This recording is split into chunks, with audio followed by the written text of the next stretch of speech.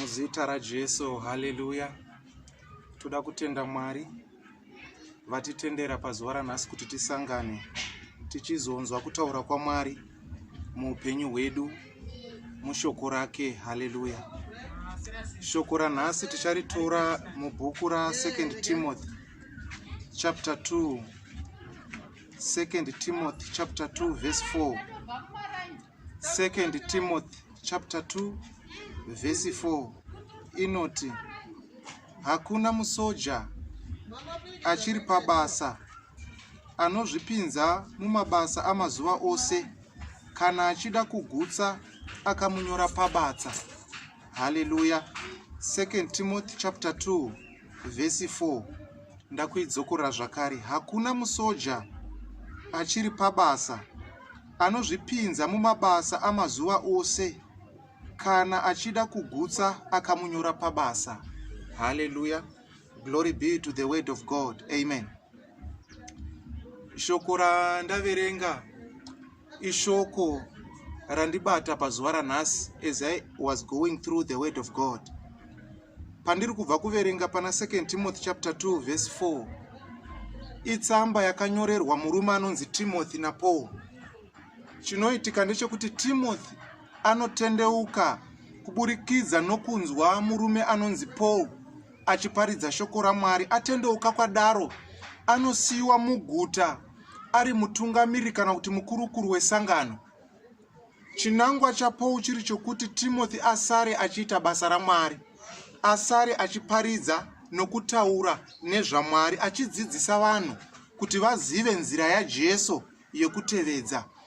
Paanonyora tsamba yokutanga anenge ane zvinhu zviri specific zvaanenge achida kuti zviitwe. Anozonyora tsamba yechi2 kuna Timothy, apa achikurudzira Timothy kuti aite zvimwe zvinhu mukunamata kana kuti mukuparidza vhangeri raJesu. Mashoko andabva kuverenga abuda pachena kuti Paul ari kuudza Timothy kuti azvizive kuti basa raakapiwa rine munhu anofanira kuzadzikiswa, rine munhu anofanira kufadzwa.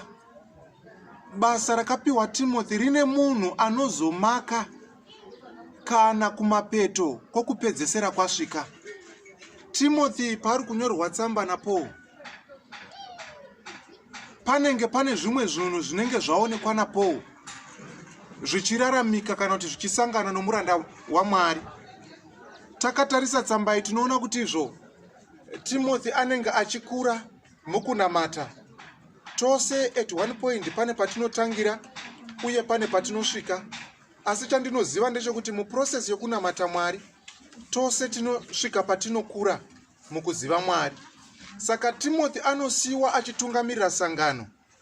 Mukutungamirira sangano imomo anenge abva mukudzidziswa nezveshoko raMwari naPaul. Saka Paul sababa kana kuti semudzidzisi anenge ane zvimwe zvinhu zvaanoona zviri kurasika kana kuti zviri kupesana nomunhu waMwari. Anozonyora, ane ishu yokuda kuadresa pari kurasika munhu. Haleluya. Vanhu vazhinji vanofunga kuti kurasika kwavo muna Kristu inyaya yokusaziva. Kurasika muna Kristu inogona kuva nyaya yokusaziva, imwe inogona iri nyaya yokuziva kana kuti kutokanganwa chaiko zvaunofanira kuita kana zvawakatarisirwa kuita muna Kristu.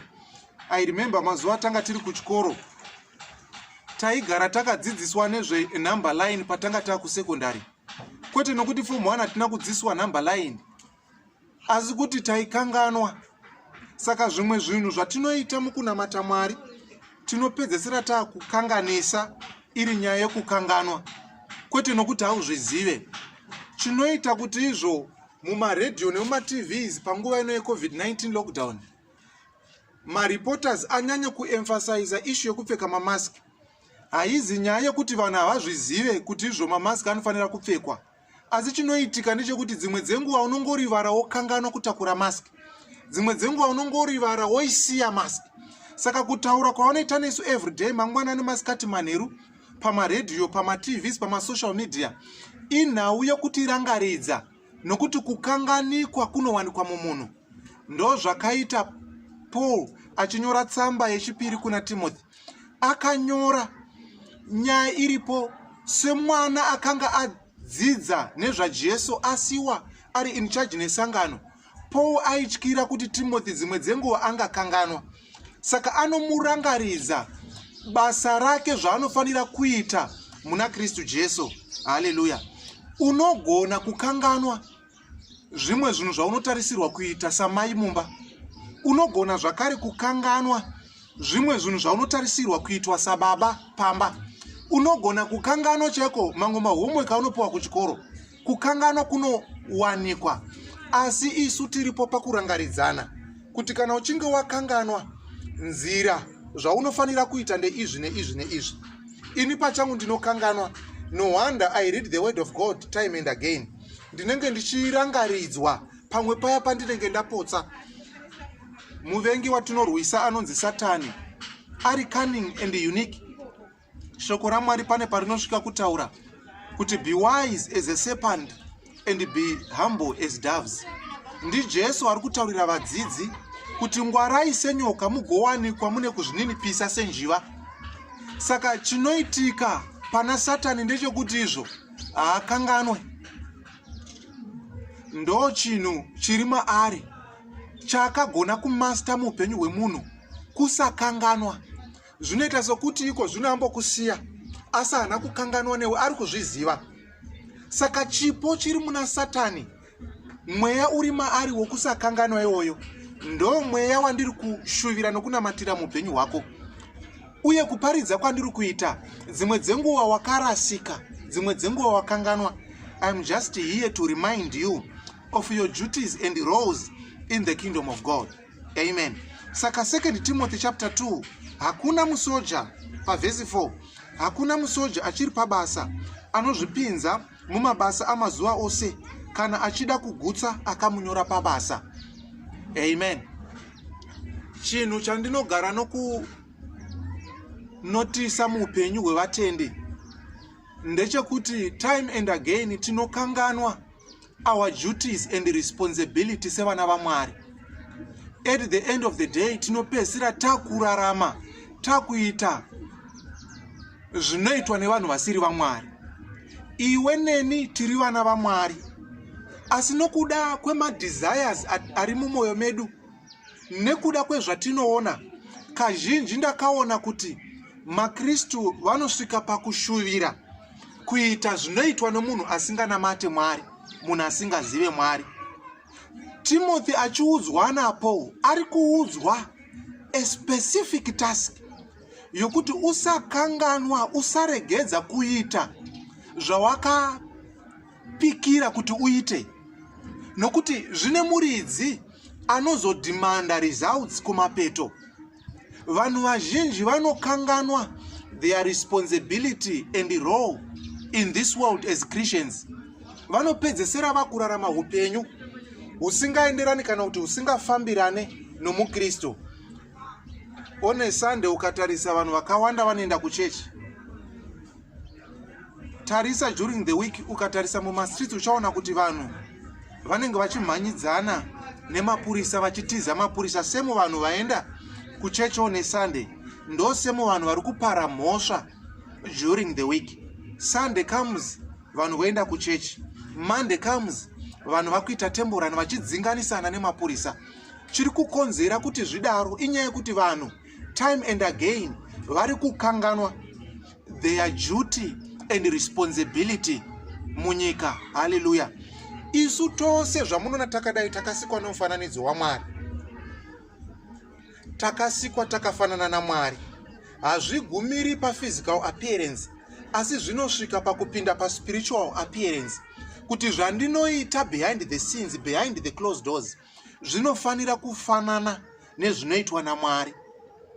Ukatarisa upenyu hwako uchaona kuti zvizhinji zvaunoita hazviendarani nezvinodiwa naMwari. Why? Dzimwe dzenguva wakanganwa, dzimwe dzenguva warashika. Saka I am here today to correct you, kukuratidza nzira yaunofanira kutevedza. Hallelujah. Don't forget that you enlisted into the kingdom of God. Uri musoja wa Kristu. Basa romusoja chi. Basa romusoja kurwira vamwe vanhu for a cause, a justifiable cause. Kurwira vamwe vanhu, a group of defenseless people for a justified cause. I remember mazuva tichikura patanga tiri kuchikoro taidzidziswa pamusoro pe the first chimurenga ne second chimurenga. Takataurirwa zvakakonzera kuti vanhu va enliste mu first chimurenga nevanhu va enliste zvakare mu second chirenga, kukuti chakanga iri nyaya yehudzvanyiriri, colonization. Yakanga iri nyaya yokuti vanhu vatema by that time vaidzvanyirirwa nevarungu, ndo zvakazokonzera kuti vanhu va enliste mu first chimurenga and second chimurenga. Vanhu vakatofa pa first chimurenga, vanhu vakatofa zvakare pa second chimurenga. I heard and I read about the Chimoyo bombing, where a large number of people died fighting for a justifiable cause, yokuti vairwira rusununguko rwedu vakazozvarwa after independence nerwosununguko rwavo. Saka chakafira vanhu chii? Kufira rusununguko rwevakanga varipo, vakanga vari pasi poudzvinyerere nevakanga vachazozvarwa. So as a soldier of Christ, my duty is to stand for the freedom of those who are in captivity under the yoke of bondage from the devil, beginning this moment and tomorrow going onwards. Basa rangu ini ndere kumira pachokwadi nokurwira vasingakwanisi kuzvirwira. Kana takatarisa munyaya yeudzvanyerere, takatarisana nomuvengi wedu Satani.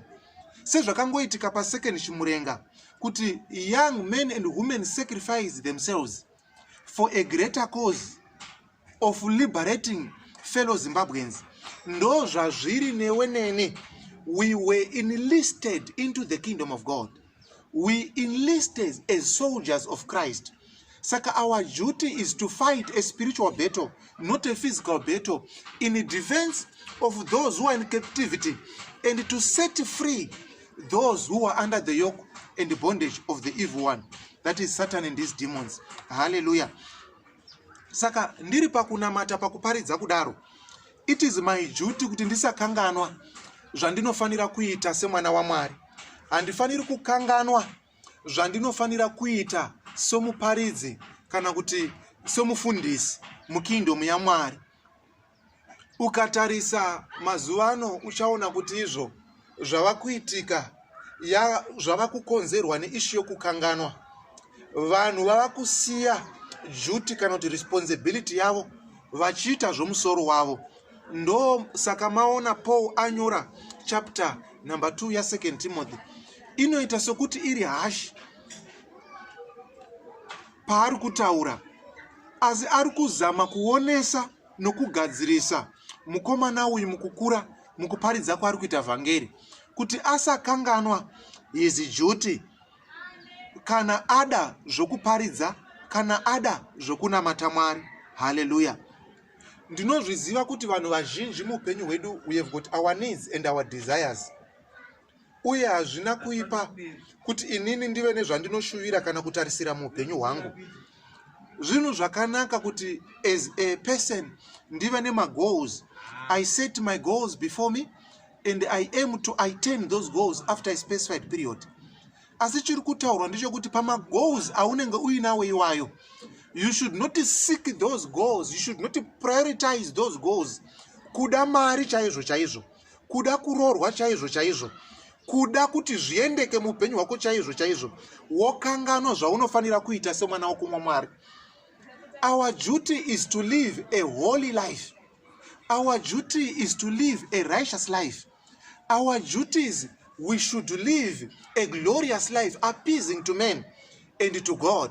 Tisati tatarisa zvimwe zvakawanda, nokuti vanoverenga shoko raMwari, you understand that rinotaura kuti seek first the kingdom of God. Chinofanira kutanga muupenyu hwangu kuda kana kuti kutsvaka umambo hwaMwari. Chandinofanira kuprioritiza kururama mandiri, utsvene mandiri, kunaka pandiri, perfection, before I look for these other things. Hallelujah. Saka ndo mashoko angonyorwa na Paul kuna Timothy. Ari kuti prioritize kururama. Let people see goodness in you. Let people perceive righteousness. Let the godliness of God be seen in your life. Ndo zvinhu zvanyorwa na Paul achiedresa kunani? Kuna Timothy. Why? For we enlisted as soldiers of Christ. Hallelujah. Musoja aiti zvaanoda. Ndo chinhu chisinganyatsoziva vanhu. A person who is enlisted in the military anoita zvinodiwa nebasa rake kwete zvaanoda. Priorities ake anombomasiya paside oita zvinodiwa nebasa rakamutuma. You know your duty in the kingdom of God. Uri pastor here, uri muprofita here, unoimba here, uri we ushering here. Those are our duties in the kingdom of God. Our priority is to do those things wholeheartedly, kuzviita nemoyo wose for the glory of God. Our duty mu kingdom ya Mwari kuita zvinhu zvaMwari nemoyo yedu yose, nepfungwa dzedu dzose, nenjere dzedu dzose. Hallelujah. Saka pari kutaurirwa murume uyu anonzi Timothy na Paul ari kungomurangaridza kuti upenyu hwatava kurarama uhu, nokuti takatengwa neropa raJesu, nokuti tava kuraramira Jesu, hatichazviraramiri toga sezvakaita Jesu Kristu. He was God himself, achibva kudenga ndokurarama semunhu. Chakaita kuti abve kudenga Jesu achiuya pano pasi akavinga iwe nene. Achibva kudenga achiuya pano pasi, it was a matter of love. Nokuda kwezvivi zvatanga taita, zvivi zvatinogara kuita, ndo zvakaita kuti Jesu abve kudenga achiuya pano panyika. Auya pano panyika, iye haana kutadza. He was found to be righteous in the sight of God, and the Holy Spirit testifies for his righteousness. Kuti Jesu haana kubvira atadza, akaramba akarurana kusvika mukufa, zvokuti rufu haruna kuwana simba pamusoro peupenyu hwake. On the third day he rose again. Saka Jesu akafa out of love, kwete kuti aizvifira iye. Aiwa, iye by virtue yokuti akanga ari holy, rufu rwakanga rusina simba, asi akafa for the sake of you and me, because of this thing called love. Saka chinofanira kuonekwa muupenyu hwako, chinofanira kuonekwa muupenyu hwangu kunyanya, is love as the center point of my life. Pandinofamba vanhu ngavaone rudo pandiri, pandinogara vanhu ngavaone rudo, kwandinoshanda let people see and testify love that lives in me. Hallelujah. Saka murudo imomo ndo muri kutaurwa kuti your priority murudo should be the love of God and to obey his commandments, and his commandments is not burdensome. Murao ya Mwari hainetse, mirao ya Mwari iri nyore. Zvatinoda ndo zvinonetsa, uye zvatinoda ndo zvakaoma. Hallelujah. Saka Timothy is being emphasized kuti aiwa, uri kukura muna Kristu, uri kukura muna Mwari. Let your first love rest upon God. Let your first love be Jesus.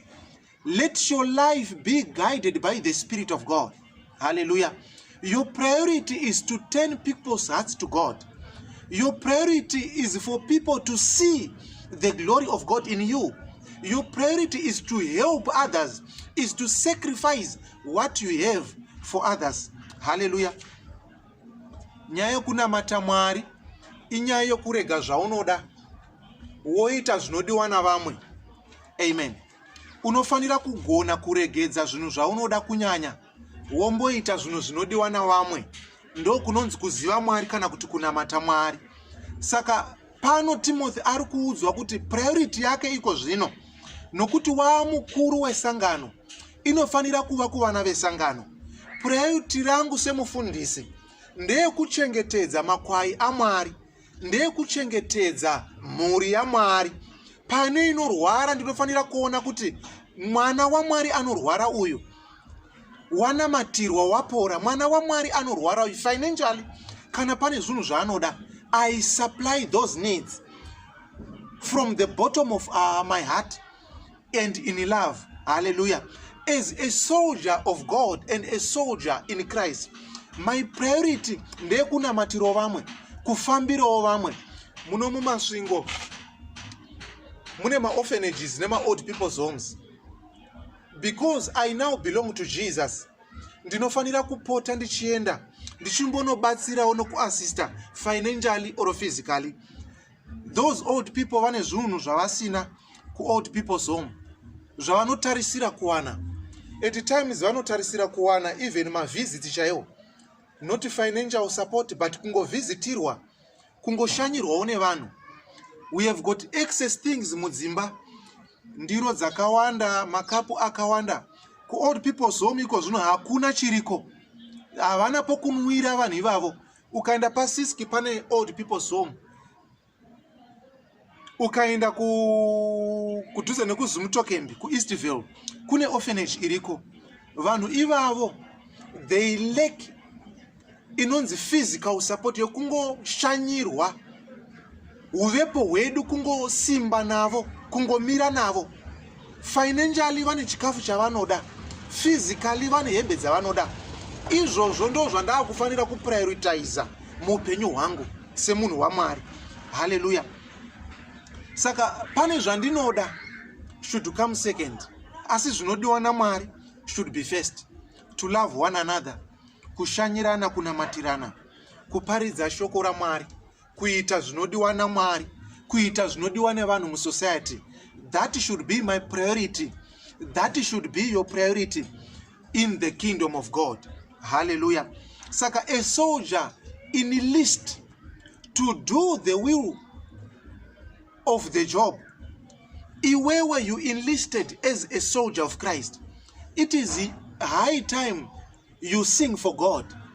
It is high time you preach the word of God. It is high time you lay hands on sick people and heal them in the name of Jesus. It is a high time you move around, socialize with people, reflect love, show life in yourself, show love in the society, show love in your family for the glory of God. Hallelujah. Saka, I'm just leaving you a word of encouragement today. Yokuti iwewe kubva pawakagamuchira Jesu, wava muranda waJesu, wava musoja waJesu.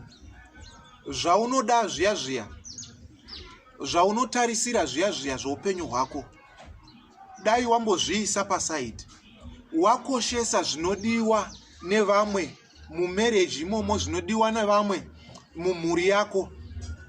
Kana ndiri baba ndofanira kutarisa zvinodiwa navamwe mumhuri, zvinodiwa nevana, zvinodiwa nomudzimai.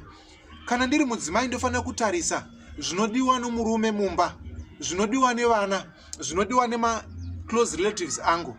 Ndiri mwana, it's high time nokuti ndinonamata, ndinoziva ndavawo kwaJesu. Ndinofanira kukoshesa mapriorities avabereki, kuenda kuchikoro, kugona, kungovawo mukomana kana musikana akazvininipisa, anoteerera, anoita kuda kwavabereki. Kana ndiri pabasa pandinoshanda, it's a high time ndirege kuzvitutumadza, even though ndine position yepamusoro. In me munofanira kuzadzwa nemweya wokuzvininipisa. Jesu Kristo, though he was God, he humbles himself, akapiwa zita rokuti izvo hakuna zita rakaita serake kudenga napanyika rinofanira kukudzwa kana kunamatwa. Iwewe I know wakadzidza, iwewe I know une zvaunoziva, asi ndiri kuti mauri paarea yauri iyoyo, pabasa pauri papo, just humble yourself. Let people see love. You are a soldier of Christ. Let people see goodness in you. Let people see righteousness. Let people see holiness in you for the glory of Jesus. Hallelujah. Nyaya iripo ndeyekurarama upenyu hunofadza Mwari, kwete upenyu hunofadza iwe. Kazhinji kacho uchaona kuti upenyu hunofadza iwe huri contrary pane upenyu hunofadza Mwari. Vanhu vazhinji vanopindwa nematambudziko, vanorarama upenyu hunovafadza ivo. Vanhu vazhinji vanopondwa kana kubirwa vachifamba usiku, vanenge vachiita zvavanoda. vanhu vazhinji vanoita musikanzwa, vanodanana nevakomana nevasikana, vanotora vakadzi vanhu, vanotora varume vanhu. Chavanokoshesa ndezvavanoda ivo. At the end of the day, zvavanoda ivo zvina ma-consequences. Kazhinji kacho muupenyu, let us do the will of God. Let us prioritize the will of God. Kuda kwaMwari kunyanya, then zvatinoda zvozotevera musure. Zvatinoda kazhinji zvine misodzi. Hallelujah. Mota dzatinofarira kufamba nadzo idzi dzina makuva pasi. Mari yatinoda yakauraya vamwe vanhu at their tender age. Asi ukagona kuita kuda kwaMwari, to be filled with the Holy Spirit every single day, to live like Jesus on a daily basis, uchaona kuti zvimwe zvinhu zvaunotarisira Mwari wokumusoro-soro anokupa. Hallelujah. Shoko raMwari pari parinotaura kuti seek first the kingdom of God and his righteousness, and everything shall be added unto you. Priority yako ita kuda kwaMwari. Pane zvimwe zvinhu zvari kunamatira nokutsvaka. Uri kunamata nokutsvaka pazvinhu izvi. Ndiri kuti iwewe chimboita zvinodiwa naMwari. Kana iri marriage yaunoda, iwe prioritize zvinodiwa naMwari. Kana kuri kuimba kwaunogona, kuri kuparidza, paridza shoko raMwari. Imba zvinobva pamwoyo wako. Uchaona kuti zvimwe zvose zvaunoda izvi Mwari vanokuitira. Kana iwe uchiziva kuti une chipo chokuparidza, just preach the word of God. Uchaona kuti mukutanga kuparidza shoko raMwari, mukutanga kunamatira vanhu, ivo Mwari pachavo vachakupa zvacho zvaunoita sei zvaunoda. Ukaverenga shoko raMwari muOld Testament, you discover kuti vose varume vakataurwa mushoko raMwari, kubva kuna Abrahamu kusvika kuna Daniel, those were powerful men of God and they were not poor. Their priority was to expand the kingdom of God. Vaita kuda kwaMwari. Vanhu vazhinji chiri kuvanetsa iko zvino vari kuprioritize zvavanoda. That is contrary to the word of God. Shoko raMwari rinoti seek first the kingdom of God and everything shall be added unto you. Kungobata basa muimba yaMwari, kuita izvozvo Mwari vane zvakanaka zvavakakurongera. Kungozvibata semukomana kana musikana, Mwari vakatendeka vane zvakanaka zvavakakurongera. Kungovawo nebusiness rakangonaka risingainvolve kubira vanhu, Mwari vakanaka vakatendeka vane zvakanaka zvavakakurongera. Hallelujah. Saka priority yako ngaive yokuita kuda kwaMwari. Even healing inogara yakanamatirwa navanhu, ukaita kuda kwaMwari, healing you don't need to pray, you don't need to seek deliverance. Nokuti Mwari vanoziva zvatinoda, Mwari vanoziva zvakavanzika zviri mumwoyo yavanhu. Pamwe patinonamata nokuchema, hapadi kunamatwa nokuchema. Panongoda kuti iwewe uite zvinodiwa naMwari, iwewe uite zvakanaka. You complain, no, business harisi kufamba zvakanaka. Uri kuriita zvakanaka here business iroro? You complain, marriage yangu haina kumira zvakanaka. Marriage yako iyi uri kuita zvinotarisirwa pamunhu ari married eri marriage imomo. Nokuti at times tinoti izvo marriage hadzisi kufamba zvakanaka, asi tiri isu tiri kukonzera kusafamba zvakanaka kwemarriage. Phone yako ine WhatsApp 100, phone yako ine videos. Munhu ari married but you still want to live a life as a bachelor. Munhu ari married but you still want to live a life as a single lady. At the end of the day, misodzi pamatama. Saka your priority is to seek the kingdom of God. Your priority is to live a holy life. You are now a soldier of Christ. Hallelujah. Ndichikura ndaiva nema issues andaisangana nawo nokuda kwokuti ndakanga ndakaberekerwa mumhuri yababa naamai vangu. Zvaita sokuti baba namai vanondivenga, asi ndakazodzidza after a long time kuti aiwa ndokutondida kwacho. Pavaindirova ndanonoka kusvika kumba, pavaindirova ndakoniwa kuchikoro, pavaindirova ndakanganisa ndaifunga kuti kuvengwa, asi ndakazodzidza mukukura kuti kudiwa. Pandairohwa namai vaindirovera kuti izvo ndiimburuve, kwete kuti vaindivenga. Dambudziko ririmo mukingdom yaMwari ndeyekuti dzimwe dzenguva Mwari anokuda zvokuti withhold certain blessings kwauri nokuda kwemafambiro ako akaminama pamberi pake.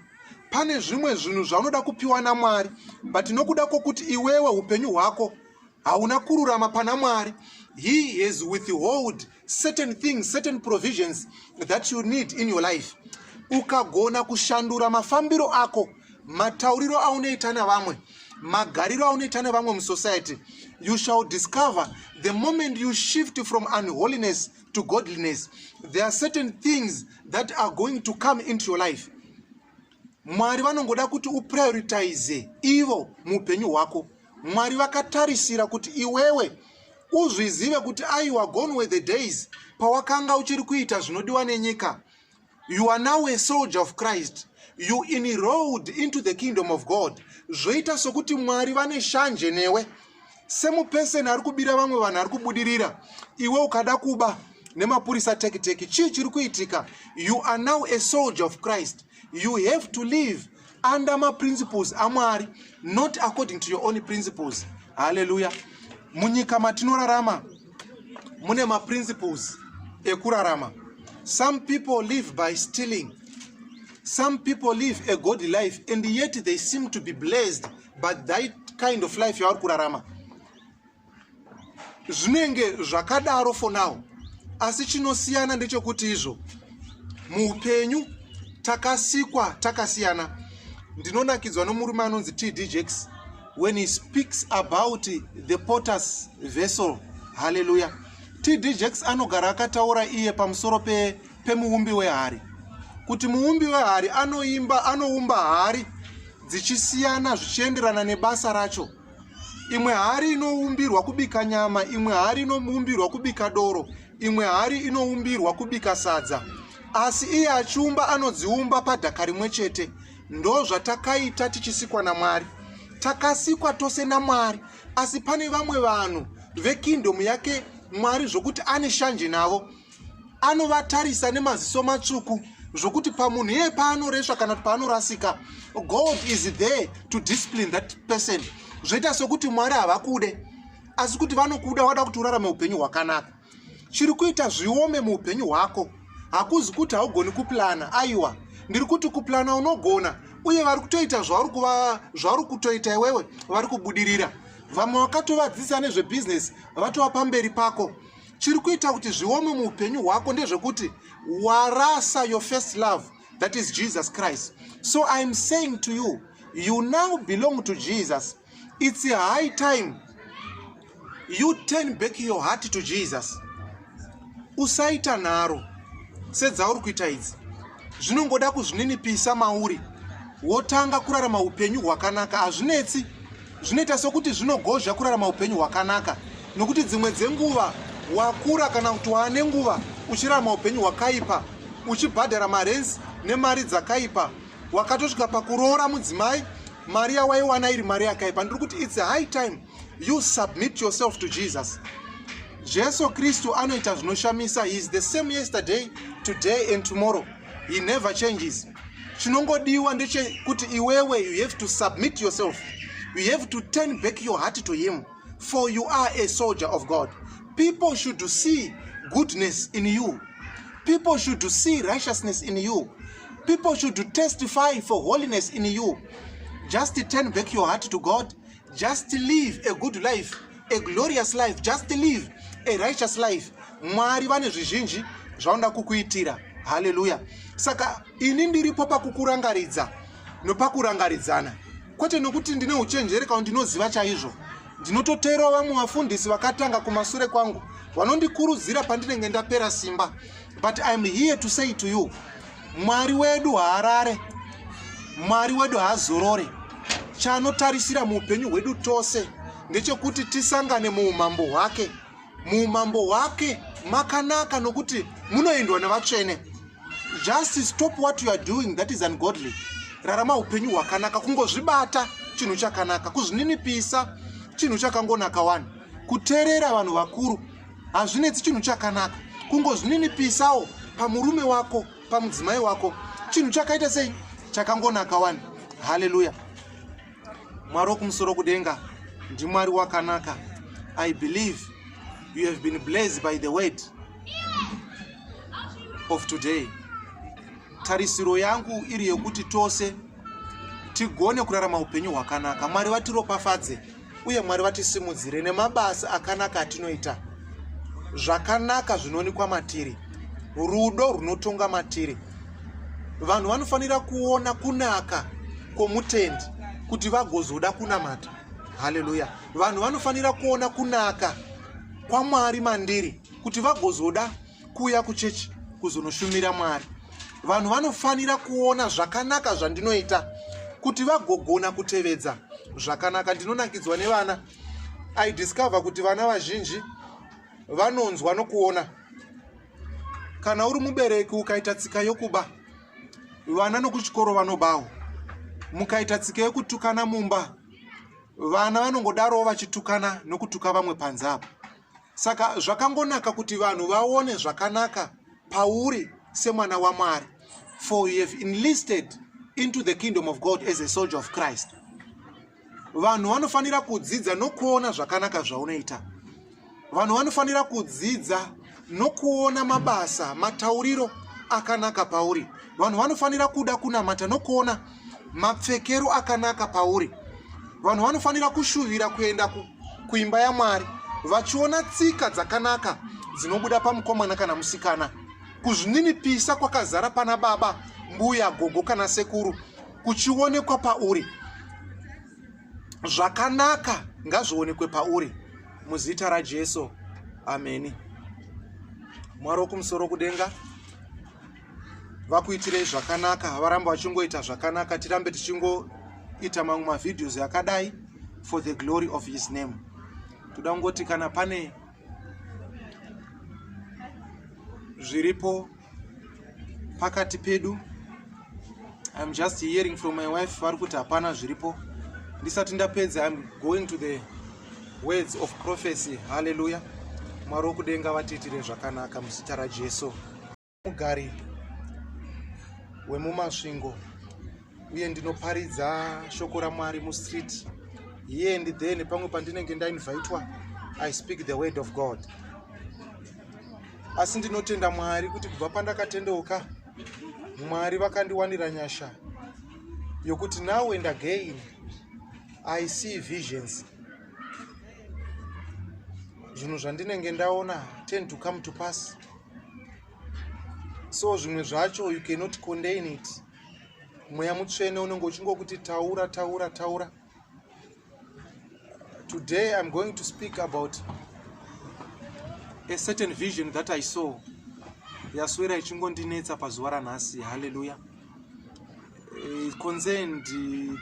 This vision concerns vagari vemumasvingo, kunyanya vanofarira zvokubata hove muna Mucheke River. Amen. Eno Mwari vatibatsira. In this vision I saw a crocodile yanga ichikwira along Mucheke River. Ndaona garo richikwira along Mucheke River. A few days ago there was a sighting yevanhu vaiti vaona a crocodile along Mucheke River. So today I happened to saw a vision in which I saw this crocodile moving upwards along Mucheke River. Ini ndiri munhu anofarira zvokuredza hove, and I know kuti a crocodile is not a good animal. There's going to be an attack, and I pray kuti vanhu vanoredzwa hove pasawana anorumwa negarwe, especially along Mucheke River. Hallelujah. Yes, that's the vision that I saw. I saw a crocodile moving upwards along Mucheke River, ichidarika nepachimusana bridge muna Mucheke River ichikwira.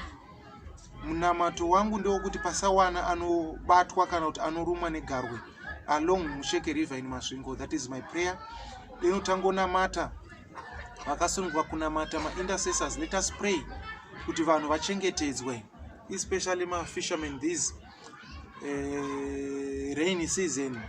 In this past week, since Monday, today is 13, ndaingoendawo kunoredza. It's my hobby yokuredza hove, ndangokura nichiredza hove. Saka let us pray for vanhu vari kuita sei vari kuredza hove muna Mucheke River nemumwe marwizi ari muno Masvingo. I saw a crocodile and I know it's an attack, a spiritual attack. Munhu asakuvara, munhu asarumwa negarwe. There's nothing good about loss of life or damage of tissues. Kukuvara kwemunhu hazvina kunaka.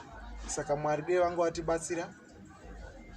Vanoredza hove vose vachengetedzwa. Unogona kuti aiwa inini hangu hazvinei neni, but it might be your friend. We are all related. Tine ukama tinobva kumunhu mumwe chete, the first Adam. And our duty as Christians kunamatirana. Ngatinamatiranei uye ngatinyanye kunamatira ava vari kunoredza hove along Mucheke River in Masvingo. Glory be to God. And let us pray. Thank you, Lord Jesus. Thank you, Holy Spirit. You are wonderful. We thank you for your word. Father, we thank you for your word. We thank you for your word. We thank you for your word. Father, in the name of Jesus, let your word dwell in us, Lord. Let your word reside in us, Lord. Let your word live in us, Lord, in the mighty name of Jesus. I thank you, Lord Jesus. You are wonderful, Lord. You are wonderful, Lord. Divine protection, Lord. Kuchengetedzwa nemi, kutungamirwa nemi, kurwirwa nemi Mwari, muzita raJesu. Your presence, Lord Jesus. Your presence, Lord Jesus. Kumabasa mudzimuri, mumakereke nyasha dzenyu, muZimbabwe nyasha pamusoro penyasha. Denda re-COVID-19, you have no authority upon us. In the name of Jesus, let there be life in my life. Let there be life in our lives. Let there be life in our families. In Jesus' mighty name. Thank you, Lord Jesus. Amen.